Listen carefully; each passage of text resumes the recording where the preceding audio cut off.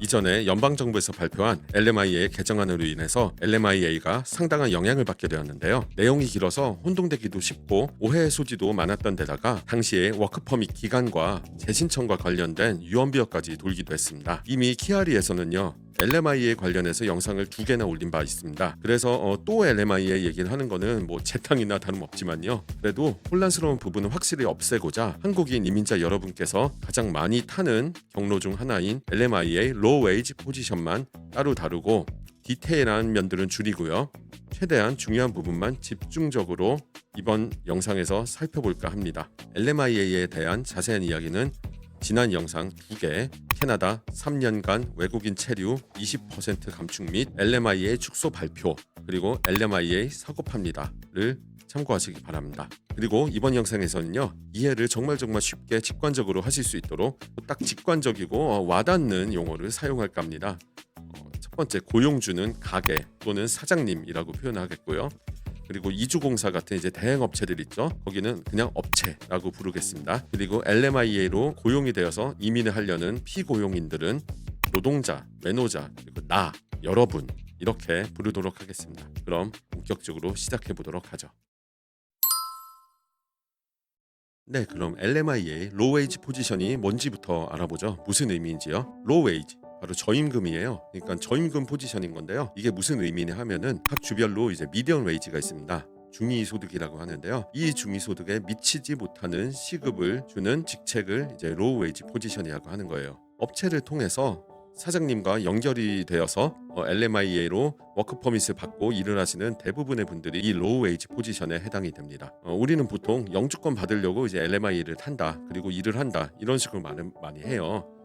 이런 식으로 표현하다 보니까 우리는 보통 영주권 받으려고 LMIA에 타서 일을 한다 이런 식으로 표현을 많이 하죠. 그러다 보니까 이 LMIA라는 게 마치 이민을 희망하는 우리 개개인이 직접 받는 서류인 것처럼 오해가 되는 경우가 있는데요. LMIA 자체는 개인의 워크퍼밋이나 비자 같은 게 절대로 아닙니다. 이거는 반대로 사장님께서 연방정부로부터 자기 가게에 어떤 외국인 노동자든 채용을 해도 된다라는 허락을 받는 허가서예요. 그러니까 가게 겁니다. 사장님 거고요. LMIA는 누가 받고 어떻게 신청하는 걸까요? 일단 LMIA는요, 당연히 사장님 거니까 사장님이 신청합니다. 연방정부한테 신청을 할 때요, 사장님은 $1,000의 신청비를 냅니다. 그리고 이거는 당연히 사장님이 부담을 해야 하고요. LMIA를 받고 나면요, 그 가게에서는 해당하는 이 자리의 직책에 외국인 노동자를 채용할 수 있게 됩니다. 그래서 이제 점찍어둔 그 외국인 노동자랑 면접 등등 필요한 절차들을 밟고 이제 채용하는 게 되는 거죠. 자, 그런데요, 이번에 이 발표된 개편안으로 인해서 가장 혼동이 많이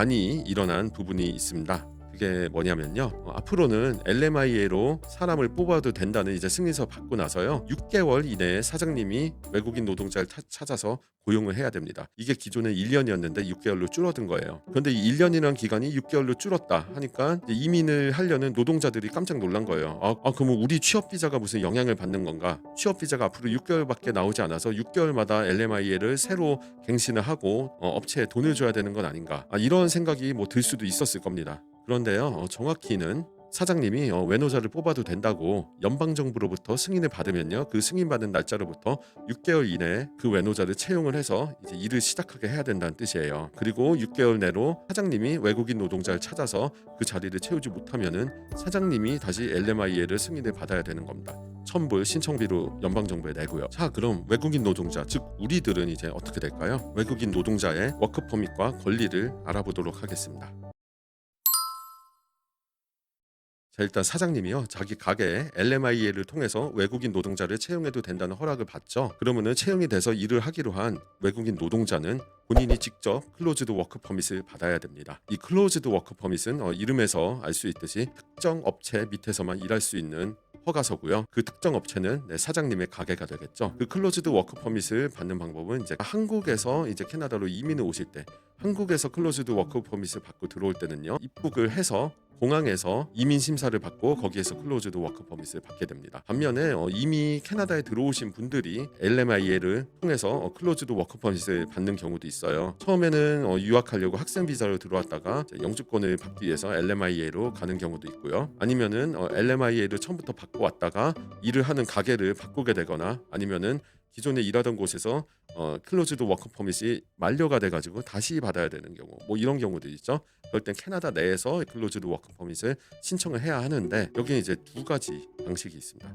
첫 번째는 온라인 접수입니다. 우리는 이주공사를 통해 가지고요, 업체를 통해 가지고 LMIA를 통한 워크 퍼밋을 받고 일을 하기 때문에 업체에서 이거는 온라인으로 접수를 대행해 주는 경우가 대부분일 거예요. 어쨌든 간에 업체가 하든 내가 하든 필요한 서류 다 갖춘 다음에 온라인으로 IRCC 포털에서 접수를 하는 거고요. 보통 접수하고 워크 퍼밋 나올 때까지는 2-3개월 정도 소요가 된다고 합니다. 제가 직접 확인한 바로는요, 지역과 상황에 따라서 좀 차이가 있는 것 같아요. 어떤 경우에는 1개월 만에 워크 퍼밋이 나온 경우도 있는가 하면은 어떤 경우에는 4개월 이상 걸린 경우도 있었습니다. 1개월, 4개월 평균 내면은 뭐 2-3개월 범위 안에 들어가긴 하지만요. 어쨌든 간에 이렇게 케이스 바이 케이스로 차이가 있다는 거는 감안을 하셔야 될 것 같아요. 그리고 두 번째, 온라인이 아닌 오프라인으로 육로 국경으로 가서 소위 플래그 폴링이라고 하는 절차를 통해서 비자를 받는 방법이 있습니다. 플래그 폴링은요, 말 그대로 깃대를 손으로 딱 찍고 온다는 뜻이에요. 그러니까 국경지대에 이제 이민심사 사무소에 가가지고요, 서류를 다 가지고 가서 미국으로 살짝 넘어갔다가 캐나다로 입국을 하면서, 그러니까 외국에 갔다가 다시 들어오는 식으로 해가지고 워크 퍼밋을 신청을 하는 거예요. 이거는 노동자가 당연히 직접 방문을 해야 되는 거고요. 본인의 워크 퍼밋을 받는 거니까요. 이렇게 할 경우에는 개월 단위로 시간이 소요되는 온라인 접수에 비해서 훨씬 빨리 그날 당일날 워크 퍼밋을 받을 수 있다는 장점이 있습니다. 하지만 이를 위해서는 일단 물리적으로 갔다 와야 되는 번거로움이 있는 것은 물론이고, 이것보다도 이제 더 부담스러운 거는 사무소의 오피서와 직접 대면을 하고 대화를 해야 된다는 점이에요. 그리고 여기서 혹시라도 오피서가 뭔가 미심쩍은 부분이 있다, 더 캐내야 될 부분이 있다 하면은 거의 뭐 취조에 가까운 인터뷰를 또 할 수도 있는 거고요.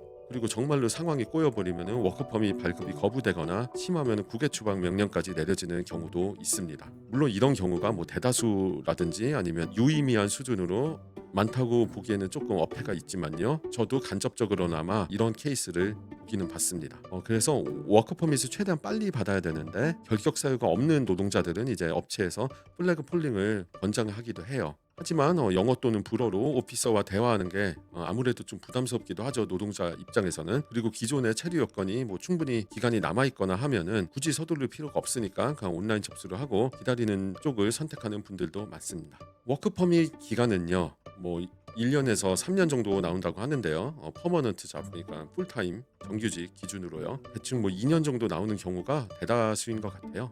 그러니까요, 결론적으로 6개월마다 노동자가 워크퍼밋을 갱신할 필요도 없고 6개월마다 사장님이 LMIA를 신청할 필요도 없는 겁니다. 6개월마다 업체에 비싼 LMIA 수수료를 내는 게 아니라는 뜻입니다. 다음은 이주공사, 즉 업체의 역할에 대해서 얘기를 해보도록 할게요. 업체가 고용주, 즉 사장님, 그리고 노동자, 즉 우리를 위해 동시에 해주는 역할이 있습니다. 외국인 노동자를 채용하려는 사장님과 그리고 채용이 되어서 일을 하려고 하는 우리 노동자 간의 다리 역할을 해줍니다. 즉 매칭을 주관해 주는 겁니다. 그리고 경우에 따라서는 업체가 노동자를 위해서 여러 고용주들을 노동자에게 제시를 한 다음에 노동자가 선택을 하게 하는 그런 경우도 있는 걸로 알고 있습니다. 업체가 이제 고용주를 위해서 하는 역할을 말씀을 드리도록 할게요. 고용주가 LMIA를 받아서 외국인 노동자 채용을 준비를 하기 위해서 해야 하는 절차들과 이제 필요한 서류들 있죠, 그런 거 지원을 해주고 그 절차를 주관해주는 역할을 하고요. 그리고 정부의 신청서도 접수를 해줍니다. 그리고 이제 사장님이 LMIA를 받게 되면은 업체는 노동자 쪽에, 그러니까 즉 우리의 워크퍼밋을 위해서 프로세스를 지원하기 시작을 하는 거죠. 그래서 업체는 우리 노동자들을 위해서 어떤 일을 하냐 하면요, 노동자가 워크퍼밋을 받기 위해서 필요한 서류들을 주관을 하고 준비를 도와줍니다. 다만 예전 영상에서도 했던 얘기지만요, 개개인이 한국에서 직접 발급받아야 되는 서류들 있죠, 뭐 가족관계 증명서 뭐 이런 것들요, 그런 거 업체가 절대로 대신해주지 않습니다. 노동자는 이런 거 요구를 해서도 안 되고요, 업체에서 이런 거 해주지 않는다고 해서 불만을 느껴서도 안 됩니다. 이거는 개인이 철저히 해야 되는 게 맞습니다. 그럼 이제 돈 문제도 궁금하실 수 있을 거예요. 우리 노동자들이 LMIA 진행을 위해서 업체에 지불하는 돈이 어떻게 되는 건지 궁금하실 수 있죠. 저도 업체 관계자가 아니기 때문에 이 부분에 대해서 뭐 100%딱 부러지게 말씀드릴 수는 없지만요, 대충 말씀을 이제 드려볼게요. 아까 전에 말씀드렸듯이 LMIA 신청비 첨부료 그거는 고용주가 지불해야 된다고 말씀드렸죠. 네, 맞습니다. 그거는 우리 노동자들이 지불하는 돈이 아닙니다. 고용주 그러니까 사장님이 내야 되는 돈이 맞고요. 그리고요 이주공사 즉 업체가 이를 위한 1년의 프로세스들을 지원해 주는데 들인 노력과 시간에 대해서는 의뢰인인 노동자가 수수료를 지불해야 되는 게 맞습니다. 실제로 이거는 이민 컨설턴트들 있죠. 그 이민 컨설턴트들의 가장 기본적인 업무이자 수입원 중 하나이기도 합니다. 또한 당연한 얘기지만요. 노동자가 스스로 발급을 받아야 하는 개인 관련 서류의 발급 비용은 여기에 포함되지 않고요. 개개인이 직접 지불해야 되는 것도 맞습니다. 이 업체가 자신들이 받을 수수료를 산정하는 기준과 산식은 정해져 있지 않아요. 다 다릅니다. 하지만 기본적으로 감안해야 될 부분이 있다면요. 워크퍼밋을 신청할 때 자료를 준비하는 데 들어간 노력과 이 수수료는 비례할 수밖에 없습니다. 뭐 예를 들자면은 동반 가족 수가 많아요. 2, 3인 가족이 아니라 4, 5인, 6인 가족이면은 당연히 거기에 필요한 서류들도 많고 프로세스 수속 작업도 늘어나기 때문에 당연히 수수료도 늘어날 수밖에 없을 거고요. 그리고 주 신청자가 그러니까 노동자가 LMIA를 통해서 워크 퍼밋을 받기 위해 제출해야 되는 관련 문서들 중에 기존 경력 증명서 같은 게 있는데요. 그 관련 경력 증명서를 보강해야 하는 경우에는 여기에 들어가는 노력도 추가로 있겠죠. 고용주가 연방정부에 내는 그 첨불 있죠. LMI의 신청 비용은요. 노동자가 업체에 주는 수수료에는 원칙상으로 포함이 되지 않습니다. 이거는 고용주가 사장님이 내야 하는 거니까요. 그럼에도 불구하고 이 업체가 노동자에게 요구하는 수수료가 너무 높다고 느껴질 수도 있을 거예요. 적게는 수천 불부터 심하게는 몇만 불까지도 요구한다는 그런 말들이 있는데요. 그렇다면 그렇게 생각하기 쉬울 겁니다. 그럼 당연히 이 사장님이 내는 천불도 여기에 포함되는 거 아니야? 노동자가 결국 다 부담하는 거겠네? 라고 생각할 수 있죠. 이런 합리적 의심은 충분히 할 수 있다고 생각이 합니다. 워낙 적은 돈이 아니니까요. 하지만 최소한 공식적인 범위 내에서는 우리는 이 여부를 알 수 없습니다. 그 수수료에 이 천불이 포함되는지 포함되지 않는지요. 그리고 설령 우리가 이거를 깊게 파낼 수 있는 그런 상황이 된다고 해도 공식적인 자료에서는 이 천불이 노동자에서 왔다는 얘기는 절대로 존재하지 않을 겁니다.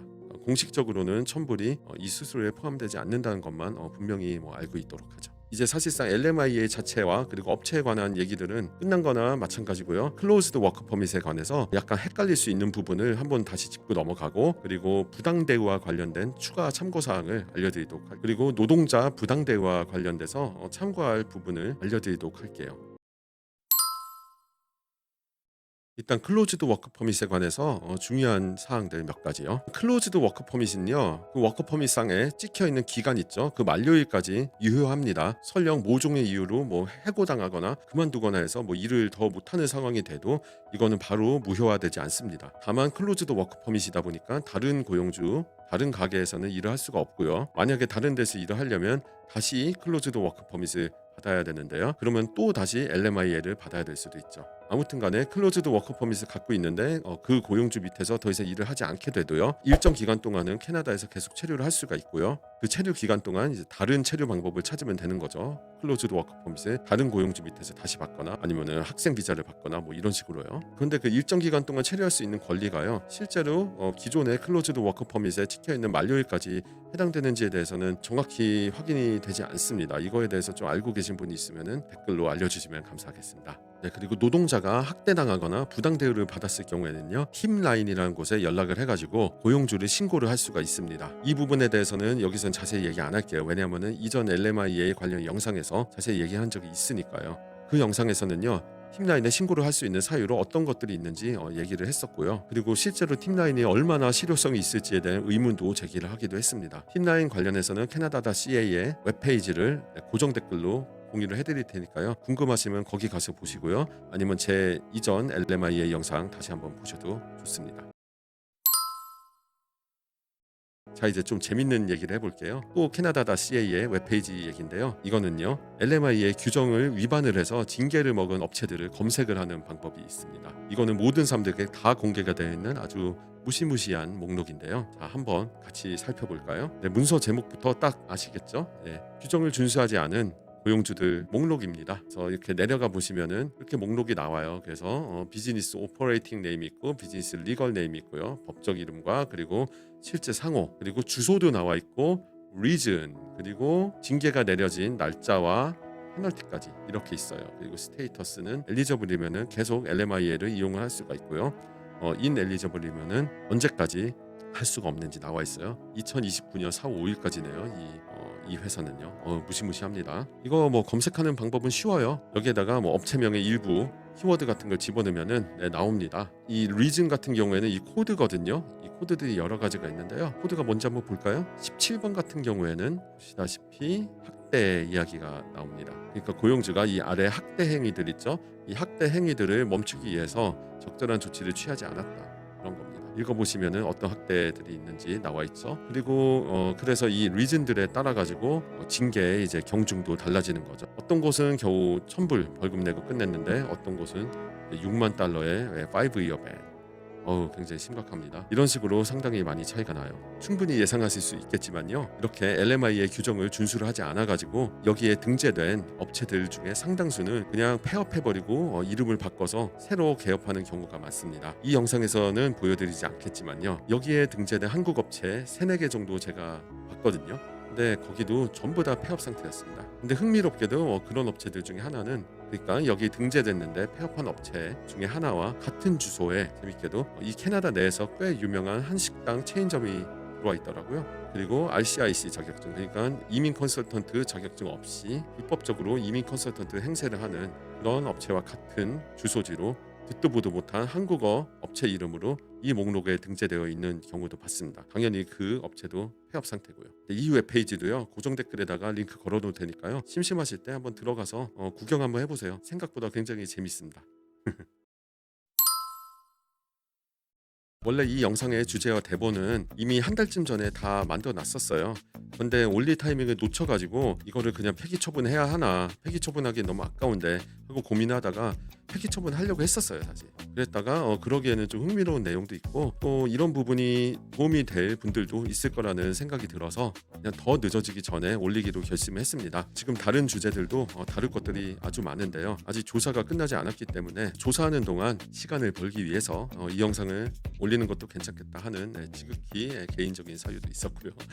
어쨌든 간에 내용을 정말로 요약을 해서 알려드리자면요. 첫째, 노동자의 워크 퍼밋은 연 단위로 나옵니다. 6개월만 딸랑 나와서 6개월마다 갱신해야 되고 LMI에 다시 진행해야 되고 그런 거 아닙니다. 그리고 업체에는, 그러니까 이주공사, 이민 컨설턴트에게는 일정의 수수료를 내야 되는 게 정당합니다. 다음은 클로즈드 워크 퍼밋을 가지고 있는 상태에서 해고당했거나 퇴사를 했어도 그 클로즈드 워크 퍼밋은 최소한 일정 기간 동안은 유효하고요. 체류 자격이 있습니다. 다만 다른 사장님 밑에서 일을 할 수가 없는 거고요. 그리고 빠른 시일 내에 합당한 사유로 체류를 하기 위한 1년의 조치를 취해야 되는 것도 당연하고요. 네, 그리고요. 본인이 LMIA를 통해서 클로즈드 워크 퍼밋을 받았는데 그 클로즈드 워크 퍼밋 기간이 끝났다. 근데 아직 영주권을 받지 못했다 하면은 또다시 LMIA를 통해서 클로즈드 워크 퍼밋을 받아야 될 수도 있겠죠. 그 경우에는 또 이제 LMIA 관련 수수료를 업체에 지불을 해야 할 겁니다. 네, 그리고 정말 마지막으로 중요한 거, LMIA는 사장님 겁니다. 사장님 거, 우리 노동자들 거 아니고요. 사장님이 LMIA를 받고 6개월 내로 우리들 중 하나를 채용을 해야 되는 겁니다. 아셨죠? 이제 더 이상 헷갈리지 않으시기를 바랍니다. 이번 영상도 시청해 주셔서 정말 감사합니다. 다음 영상에서 다시 뵙도록 하겠습니다. 감사합니다.